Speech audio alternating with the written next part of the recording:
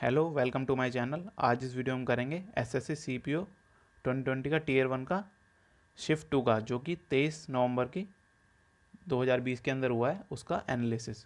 इसके अंदर हम डिस्कस करेंगे कैसे कैसे क्वेश्चन है एग्जाम के अंदर, गुड अटैम्प्ट्स क्या होना चाहिए और लेवल ऑफ एग्जामिनेशन। इस वीडियो के अंदर मैथ्स के जो भी क्वेश्चन आए हैं सीपीओ के अंदर वो डिस्कस करूँगा, तो इस वीडियो को पूरा एंड तक देखना। और अगर हम कंपेयर करें इसको 2019 की शिफ्ट से, तो इस बार पेपर थोड़ा ईजी आ रहा है एज़ कम्पेयर टू 2019।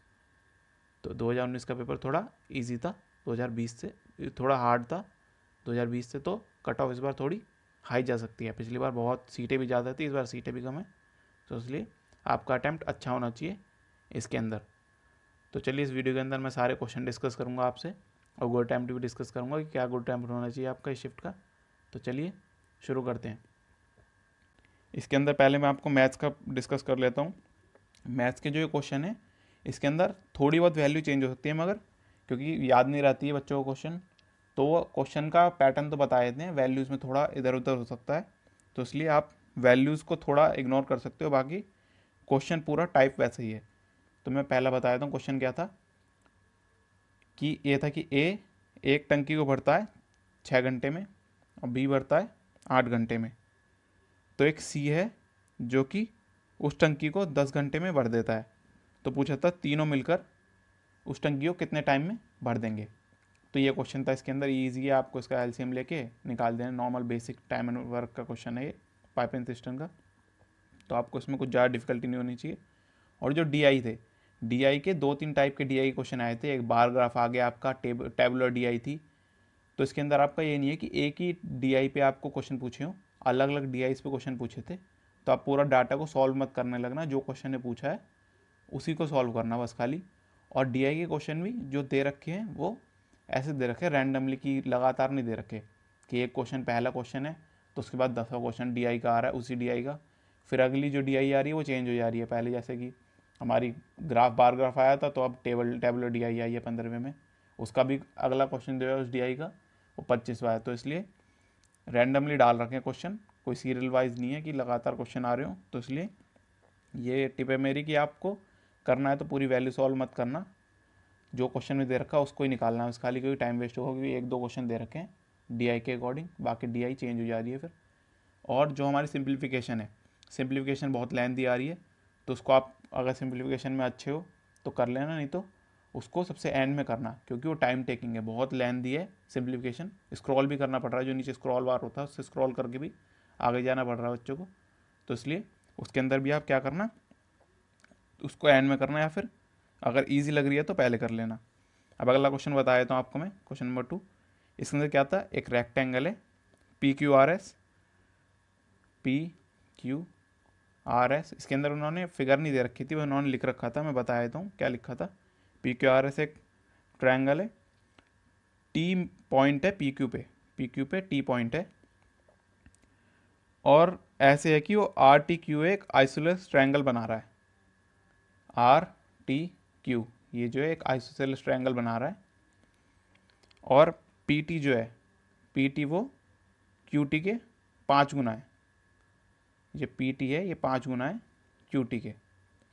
तो इसमें पूछा है कि एरिया ऑफ ट्रायंगल जो है वो आर टी क्यू का, आर टी क्यू इसका यानी इसका ये हिस्सा, इसका है 12√3। तो एरिया रेक्टेंगल पूछा है पी क्यू आर एस का। तो ये क्वेश्चन आपने समझ लिया होगा, तो मैं इसको यहाँ बता दिया मैंने इसको। अब बाकी आप ये देख लेना, मैंने समझा दिया। अगर आपको नहीं समझ में आया क्वेश्चन, सॉल्यूशन चाहिए हो तो मेरे को कमेंट सेक्शन में लिख देना, मैं बता दूंगा। बाकी अगला क्वेश्चन है कि एक पर्सन 30 किलोमीटर डिस्टेंस ट्रैवल करता है, 30 किलोमीटर। उसने अभी 5-6 डिस्टेंस ट्रैवल करी है 3 घंटे में, 3 घंटे 20 मिनट में। तो उसकी स्पीड क्या है, इसकी 5-6 क्या होगी 25 किलोमीटर, और ने कितने में करी है 3 घंटे 20 मिनट में। तो आप इसको टाइम को मिनट में घंटे में कन्वर्ट करके, मतलब 3.2 को पॉइंट में कन्वर्ट करके 3 आवर 20 मिनट्स को इसको सॉल्व कर सकते हो, किलोमीटर पर आवर में आप निकाल सकते हो स्पीड इसकी। तो इसके अंदर कुछ था नहीं खास। बाकी अगला बताया तो मैं डीआई में इसके अंदर डिस्कस नहीं करूँगा, क्योंकि डीआई 2-3 थी तो याद भी नहीं थी बच्चों को एग्जैक्टली, बस बार ग्राफ आया और टेबलर आया, आपको ये ध्यान रखना है। इसके अंदर मैं अगला बता देता हूँ कि कोई आदमी था, नाम तो ध्यान नहीं उसका, उनने इन्वेस्ट करा है 1/4 अपना 5% पर एनम पे, और 2 साल के लिए करा है उनने, 2 साल के लिए, 2 ईयर्स के लिए। और उसने 2/5 जो बाकी बचा है उसका 2/5 उसने करा है 6% पर एनम पे, वो भी 2 साल के लिए। और जो बाकी रेस्ट बचा है उसने 10% पर एनम पे करा है, वो भी 2 साल के लिए। तो उसका जो टोटल इंटरेस्ट रेट है वो 1674 है, 1674, 2 साल के अंदर जो ओवरऑल आया मिला उसको। तो पूछा है कि टोटल सम क्या था, प्रिंसिपल क्या था, ये पूछा है। तो उसके अंदर आप सारा निकाल सकते हो इंटरेस्ट रेट, फिर उसको इंटरेस्ट रेट के इक्वल रख देना, फिर 100% की वैल्यू निकाल देनी है, ये था इसका। बाकी अगला बताया तो कि 10% डिस्काउंट देने पे, मार्क प्राइस पे 10% डिस्काउंट देने पे एक डीलर को 5% प्रॉफिट हो रहा है। मतलब मार्क प्राइस पे 10% डिस्काउंट देने पे प्रॉफिट कितना हो रहा है, 5%। तो मार्क प्राइस बताना है अगर कॉस्ट प्राइस जो है वो 300 है। तो ये भी इजी क्वेश्चन है, इसको भी आप कर सकते हो। जो MP/CP का जो फॉर्मूला होता है उसका, discount 100 minus discount 100 plus profit, उससे आप निकाल सकते हो इसको। और अगला क्वेश्चन बताए तो आपको मैं, इसके अंदर ये दे रखा था इन्होंने कि ABC है, पार्टनरशिप का क्वेश्चन है, A, B और C, 3 है। ये पार्टनरशिप करते हैं, इनका कैपिटल किस रेशियो में, 3:4, 3:5 और 5:6 में। और इनका फिर टाइम दे रखा है कि ये 4 साल के लिए कर रहा है, ये 5 साल के लिए, ये 6 साल के लिए। और फिर इनका ओवरऑल एंड में दे रखा था 5,800 कुछ दे रखा है, 5,840 शायद ओवरऑल प्रॉफिट हुआ है। तो पूछा था ए का कितना प्रॉफिट है इसके अंदर, ए का शेयर कितना है। तो ये भी इजी क्वेश्चन था, कुछ इसके अंदर खास नहीं था। बाकी सिंप्लीफिकेशन बहुत लंबी थी, प्लस करके पूछ रखा था, चार्ट बताए थे एक बार में कैसी थी सिंप्लीफिकेशन भी थोड़ी।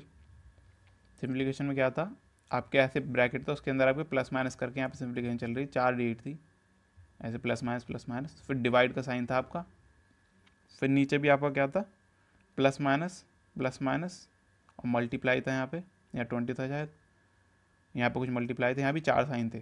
फिर इनको सॉल्व करके इक्वल्स टू में बताना था 43 डिवाइड बाय क्वेश्चन मार्क।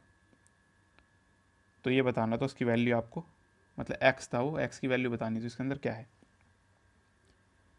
अब अगला बता देता हूँ आपको मैं, एक क्वेश्चन था इसके अंदर आपका, उसमें पूछा था लार्जेस्ट 6 डिजिट बतानी है आपको, जो कि 12, 15, 20, 24 और 30।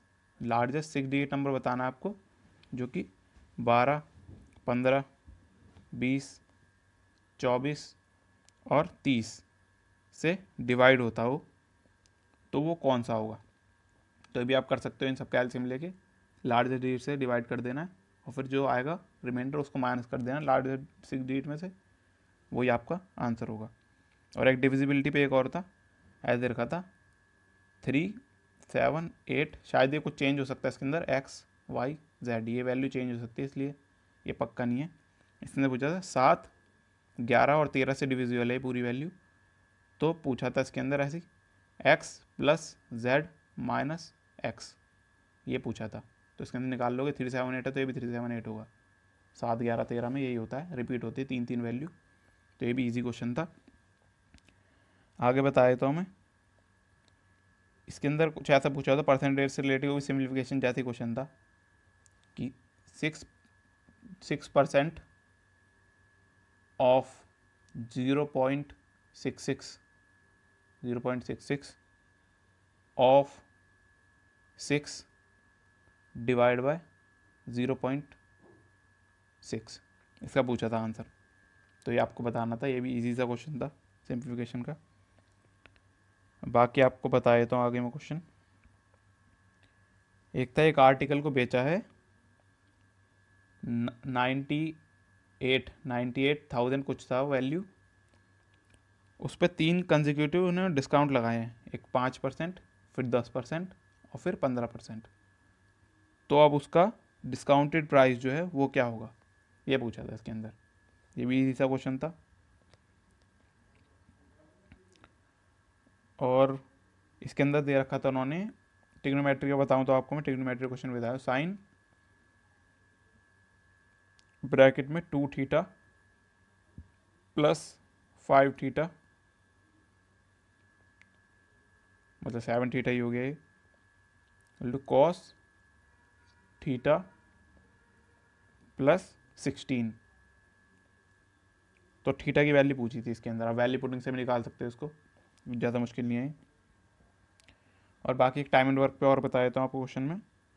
इसके अंदर क्या था कि 5 लोग एक काम को 18 दिन में करते हैं, 5 मैन, और 7 घंटे काम करते हैं वो दिन में। तो ये बोला था कि 7 मैन उसी काम को 6 घंटे पर डे काम करें तो कितना दिन लग जाएंगे। तो ये भी इजी क्वेश्चन था टाइम एंड वर्क का। एक और बता देता हूँ कि किसी ने 100 किलो टी खरीदी, 100 किलो टी खरीदी, 100 kg, फिर उसको प्रॉफिट पे बेच दिया। तो उसने उसे ऐसे बेचा कि उसने 40% बेची है 60% के प्रॉफिट पे, 40 किलो सॉरी, और 60 किलो जो रेस्ट बेची है, मतलब वो बेची उन्होंने 30% लॉस पे। तो पूछा ओवरऑल इसको प्रॉफिट कितना हुआ, तो ये भी निकाल सकते हो आप। इसके अंदर मैं एक और बताया था, ट्रायंगल का क्वेश्चन क्या आया था आपको। ट्रायंगल के अंदर क्या आया था आपका, बी ए सी है, ए बी सी जो आपका एक ट्रायंगल है, उसमें बी ए सी की वैल्यू दे रखी थी 90, मतलब ये बी ए सी, ये बी ए सी, ये 90 है, तो इसको हम 90 मान लीजिए, राइट एंगल ट्रायंगल। इसमें बी सी की वैल्यू 25 थी, और पूछी थी कि मीडियन जो है ए डी मीडियन है, उसकी लेंथ क्या होगी। तो ये पूछा हुआ था इसके अंदर। राइट एंगल ट्रायंगल का ईजी होता है, आपको पता होना चाहिए। और का क्वेश्चन था, उसके अंदर क्या था, एक ट्रैपेजिज्म का क्वेश्चन था, वही बताया था आपको मैं। एक ट्रैपेजिज्म के क्वेश्चन में क्या था, एक ट्रैपेजिज्म दे रखा था आपको, उसकी 2 पैरेलल साइड थी, जो पैरेलल साइड है उसमें वैल्यू दे रखी थी, ये 13 थी और ये 27 थी, और उसमें जो हाइट है वो बता रखी थी 8 है। तो पूछा था कि क्या इसका एरिया होगा। तो इजी क्वेश्चन है ये, तो इजीली निकल जाएगा, इसमें कुछ बड़ी बात नहीं थी। बाकी मैथ्स के इतना ही है। अब मैं आगे बता देता हूँ आपको रीजनिंग का। रीजनिंग के अंदर भी क्या 50 क्वेश्चन थे आपके, जो कि टाइम टेकिंग थे, क्योंकि रीजनिंग आपको एग्जॉस्ट कर सकती है। रीजनिंग के अंदर मैं बता दूँ आपको क्या क्या आपको मतलब लेट करना है, कि जो चीज़ छोड़ देनी है। जो आपकी नॉन वर्बल रीजनिंग है, जो कि आपके जैसे कि मिरर इमेज, तो एक बारी को हो भी जाता है, जैसे मिरर इमेज होता है आपका, वो हो जाता है। मगर जो कई बार ऐसे आ जाता है इसके अंदर आपका, ऐसे है यहाँ पे एक कोई वो दे दिया सर्कल, यहाँ पे आपका स्टार दे दिया, यहाँ पे आपका स्क्वायर दे दिया, और फिर ये शिफ्ट हो रहे होते हैं, तो ये थोड़ा आपके टाइम कंज्यूमिंग हो सकते हैं। और जो आपका क्लासिफिकेशन है वो आपका थोड़ा ट्रिकी आ रहा है, और कोडिंग डिकोडिंग जो है वो ट्रिकी आ रहा है। बाकी सब आपका ईजी है, आप कर सकते हो। ब्लड रिलेशन भी ईजी है आपका, डाइस वाले भी 1-2 क्वेश्चन है वो भी ईजी है। अपोजिट फेस पूछ रखा है वो बता सकते हो आप, ओपन डाइस नहीं आया इसमें, अपोजिट फेस का पूछने वाला है, तो वो इसके अंदर ईजी है। ओवरऑल रीजनिंग ईजी लगी मुझे as compare to math. Math में ईजी क्वेश्चन मैंने सारे डिस्कस कर लिए हैं, मुश्किल क्वेश्चन बच्चों को याद नहीं रहते, लेंथी थे, तो बाकी ये क्वेश्चन आएंगे। और मैं इंग्लिश का बता दूं आपको, इंग्लिश के अंदर शुरुआत में क्या मिला है बच्चों को देखने को, वैसे चेंज होता है ऑर्डर तो, मगर क्या मिला है, एक कॉम्प्रिहेंशन मिला है। कॉम्प्रिहेंशन मतलब क्लोज टेस्ट एक तरीके से, उसके अंदर क्या दे रखे हैं कि एक पैराग्राफ के अंदर ही फिल इन द ब्लैंक्स दे रखे हैं, फिर 2 है, फिर ऐसे 3 है, फिर 4 है, 5 ब्लैंक दे रखे हैं, उन ब्लैंक को फिल करना है सूटेबल वर्ड के साथ। तो ये था इसके अंदर। और एक पैसेज था, पैसेज था अराउंड आपका 150 से 200 वर्ड का लंबा पैसेज था, तो उसको बाद में करिए अगर आप पे टाइम हो तो, क्योंकि टाइम कंज्यूमिंग था, वो ले जाएगा आपके 10 मिनट तो इसलिए आपकी रीडिंग स्लो है तो 10 मिनट ले जाएगा, इसलिए आप उसको बाद में करने की सोचना। उसके 5 क्वेश्चन थे, तो 5 क्वेश्चन आप बाद में भी कर सकते हो, तो उसको स्किप कर सकते हो। बाकी एंटोनिम्स सिनोनिम्स प्रीवियस ईयर के भी रिपीट हुए थे, और बाकी चीज़ें जो थी, एरर डिटेक्शन था आपका, इजी लेवल था, कोई नया कॉन्सेप्ट नहीं आया किसी कुछ भी इंग्लिश में, तो बताने की ज़रूरत नहीं है मेरे को, प्रीवियस ईयर बेस्ड था पूरा। बाकी हम बात कर लेते हैं जनरल नॉलेज की। इसके अंदर जो 50 क्वेश्चन थे, 50 क्वेश्चन में से अराउंड 15 क्वेश्चन होंगे, 15 से 20 क्वेश्चन जो कि करंट अफेयर से रिलेटेड थे। करंट अफेयर नहीं थी वो, करंट अफेयर से रिलेटेड थे। अब उन्हें हम डायरेक्ट करंट अफेयर नहीं कह सकते, क्यों? क्योंकि वो करंट से रिलेटेड थे। जैसे कि राफेल नडाल है, राफेल नडाल का ये ना पूछ के कि उन्होंने कौन सा ओपन जीता है, जैसे यूएस ओपन जीता है, ये जी पूछ लिया कि कौन से साल में उसने पहला यूएस ओपन जीता था। तो उसने ऐसे क्वेश्चन पूछ लिए जो कि आपको स्टैटिक का होता है, मगर वो करंट से रिलेटेड पर्सन है। तो ऐसे क्वेश्चन ज़्यादा थे। और जो भी करंट अफेयर से रिलेटेड क्वेश्चन थे वो थे आपके 6 से 8 मंथ पुराने। तो ये आपको 6 से 8 मंथ पुराने करके जाने हैं करंट अफेयर। और बाकी स्टैटिक में आपके हिस्ट्री से क्वेश्चन थे, पॉलिटी से क्वेश्चन थे, कॉन्स्टिट्यूशन से क्वेश्चन थे आपके, ज्योग्राफी से क्वेश्चन थे, साइंस से थे आपके 5 से 6 क्वेश्चन साइंस से, जिसके अंदर आपकी बायो थी। बायो के क्वेश्चन ज़्यादा थे आपके साइंस में as compare to physics chemistry. तो इसलिए आपको ये सब का तैयारी करके जानी है। बाकी मैंने ये सब कुछ बता दिया वीडियो के अंदर। अगर आपको वीडियो में कुछ मिस लग रहा है तो बता देना, मैं गोल्ड अटेम्प्ट और बता देता हूँ इस वीडियो के अंदर।